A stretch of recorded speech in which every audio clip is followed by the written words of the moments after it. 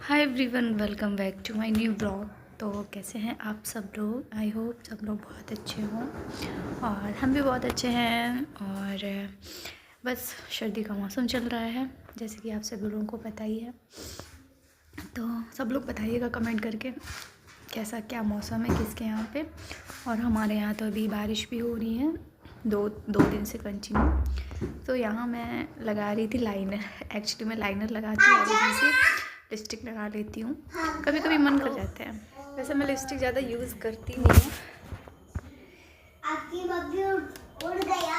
है ना, बट कभी कभी मतलब हो जाता है, कभी कभी मन कर जाता है लगाने का। तो बाहर का सीन दिखाती हूँ मैं आपको। तो यहाँ हो गया था शाम का टाइम और बस शाम का थोड़ा सा नज़ारा इस तरह है। हमारी बालकनी में देखिए आप, मंदिर में पूजा आरती वगैरह हो रही है। मंदिर में क्या, सभी के घरों में पूजा वगैरह हो रही है, घंटियाँ बज रही है सबके घरों में। और बस थोड़ा सा अच्छा लग रहा था, बाहर बारिश वगैरह हो रही थी थोड़ी बहुत। तो मैंने सोचा कि चलो थोड़ा बाहर देखते हैं। तो गाइस क्या होता है ना कि कभी कभी मतलब स्टिक का कलर बाहर आने का कभी मन ही नहीं करता। मैं बहुत कम बाहर नहीं। तो शाम को इतना अच्छा लग रहा था यहाँ पे, बहुत अच्छा लग रहा था।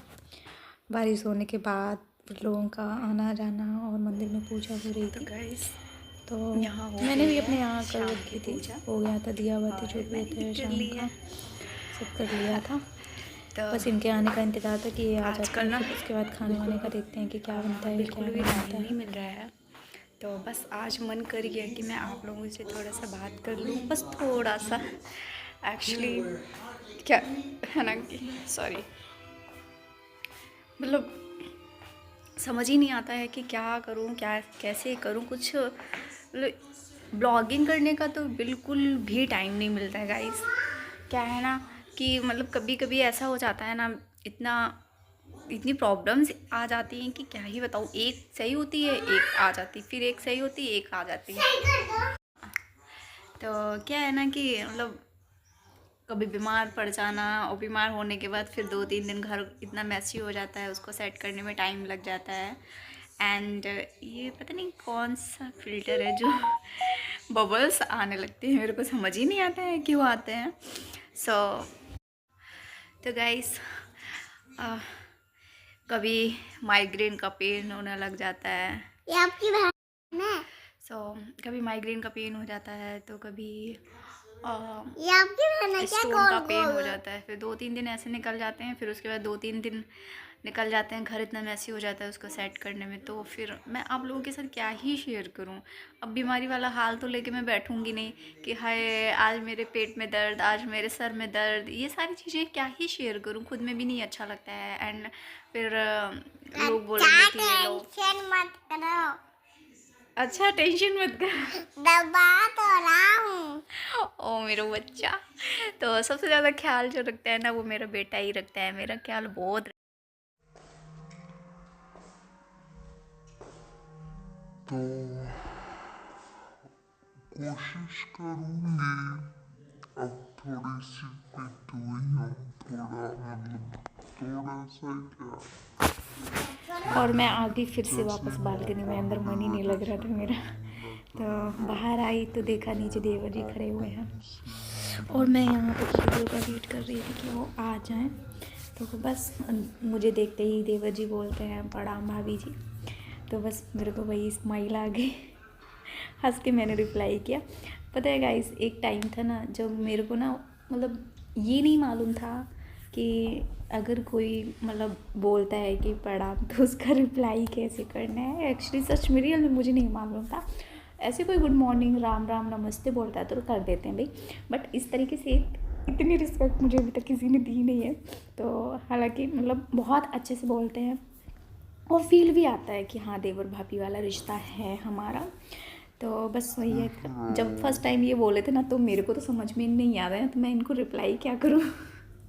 उस चीज़ को लेके सब लोग आज भी हंसी उड़ाते हैं। एक्चुअली क्या है ना गाइस, हमारे घर से देवर है नहीं, तो मुझे देवर वाला अभी कुछ मतलब पता नहीं है कि कैसा रिलेशन होता है कैसा नहीं होता है देवर भाभी का। बस सुना ही है, देखा है बस। फिर उसके बाद क्या बोलते हैं, हमारी उधर फैमिली में भी मतलब हैं 2 लोग हैं, बट उनका मतलब उनकी शादी मेरे से पहले ही हो गई थी। जब मेरी शादी हुई थी तो उनके एक एक बच्चा भी था। एंड उसमें भी 5-6 महीने का फ़र्क है इनमें और उनमें।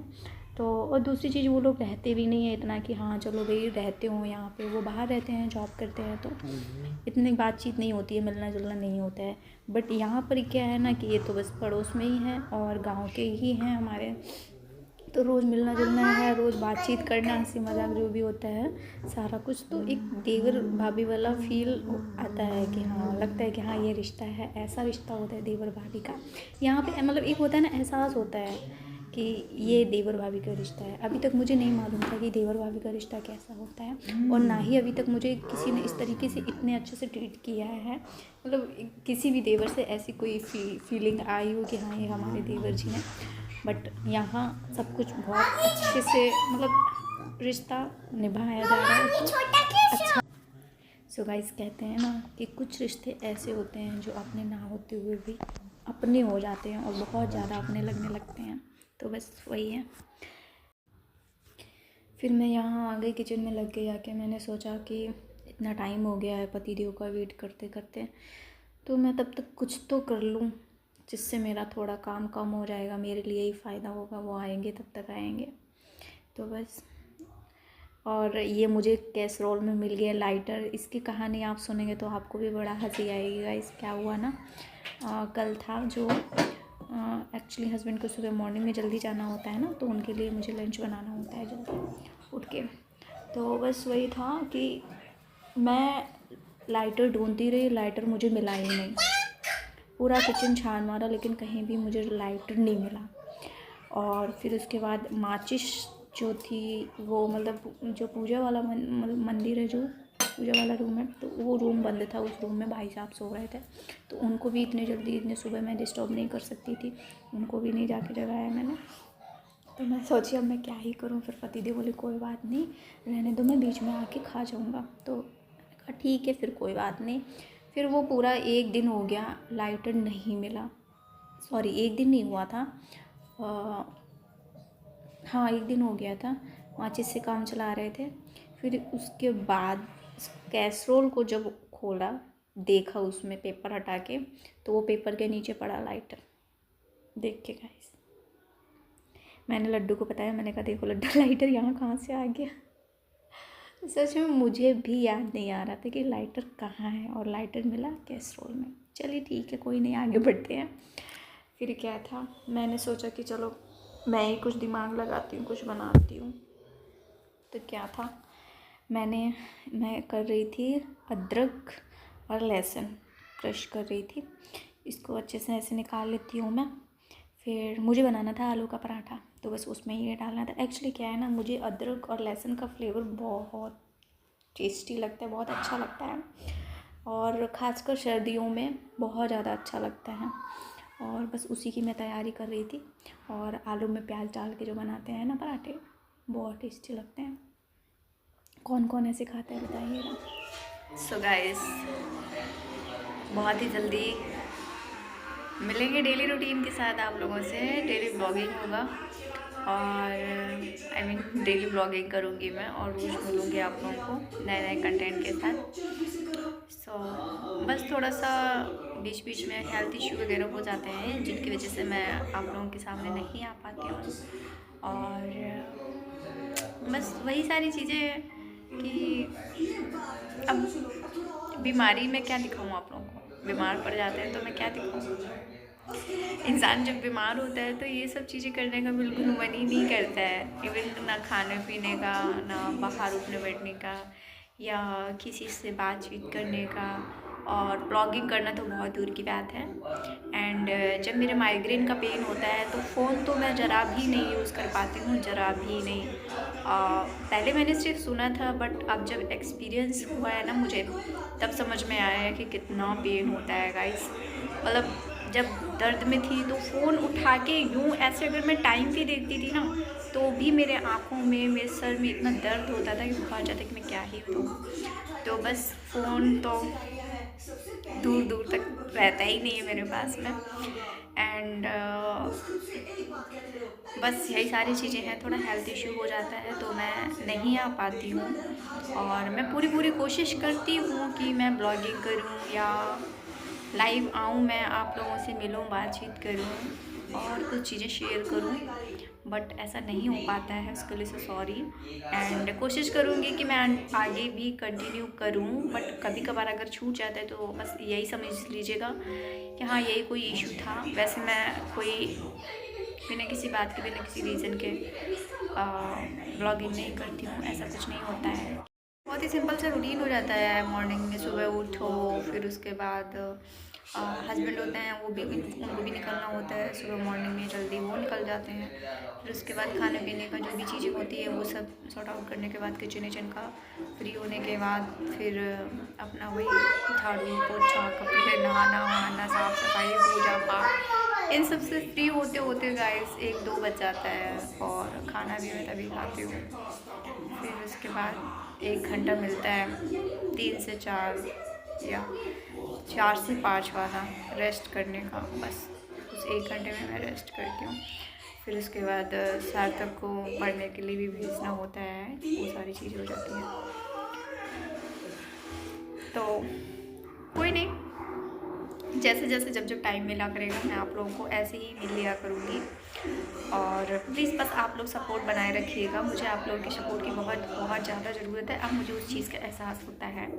अभी तक चैनल बनाया था मैंने सिर्फ शौक में बना लिया था, तो बट अब मुझे भी लगता है लोगों का जब देखती हूँ कि हाँ मतलब कुछ करना चाहिए। तो भले ही मैंने ये स्टार्ट किया है तो कुछ ऐसा करना चाहिए कि जैसे कि नाम हो कुछ। एंड कोशिश जारी रहेगी, कोशिश करती रहूँगी, होना होगा तो हो जाएगा। बस अब इंतज़ार है बस रवीना और वैष्णवी आ जाए इन लोगों का। इन लोगों को बहुत मिस कर रही हूँ, और ये लोग होते हैं तो मतलब एक अच्छा लगता है, थोड़ा और भी चीज़ें करने का मन करता है। और अब वो जैसे 1 घंटे का रेस्ट मिलता है जैसे, तो वो 1 घंटा मैं किसी और चीज़ में लगाऊंगी या अपने चैनल पर लगाऊंगी तो शायद ही ग्रो करेगा चैनल। तो बस उन लोगों का इंतज़ार है, जल्दी वो लोग आ जाएं। और यहाँ पे सार्थक देख रहे हैं अपना मूवी।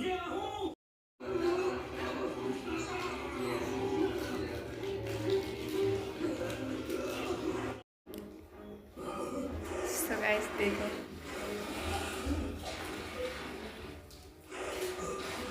इनका चलने का तरीका, डस्टबिन में जा रहे हैं डालने के लिए। तो ये अनोखा है इनका चलने का तरीका। कभी लाड़ प्यार में होते हैं तो ये ऐसे ही चल के दिखाते हैं। एंड चलते हैं, मिलेंगे फिर, कोशिश करेंगे जल्दी मिले आप लोगों से। और देखा ना गाइस, ये तीसरा सरप्राइज़ मांग रहे हैं। बताओ इनको तीसरा सरप्राइज़ चाहिए। कितने सरप्राइज़ चाहिए बताओ बेटा, कितने?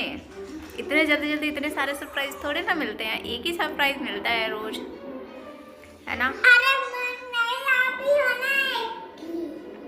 अच्छा ठीक है, तो गाइस चलते हैं। अभी तक के लिए थैंक यू सो मच। मिलते हैं नेक्स्ट ब्लॉग में, जल्दी मिलेंगे। और बस आप लोग थोड़ा सा सपोर्ट करते रहिएगा। चैनल पे नए हैं तो सब्सक्राइब करिएगा, वीडियो को लाइक करिएगा, बेल आइकन प्रेस करिएगा, और ऐसे ही सपोर्ट बनाए रखिएगा। और वीडियो पे बने रहिएगा।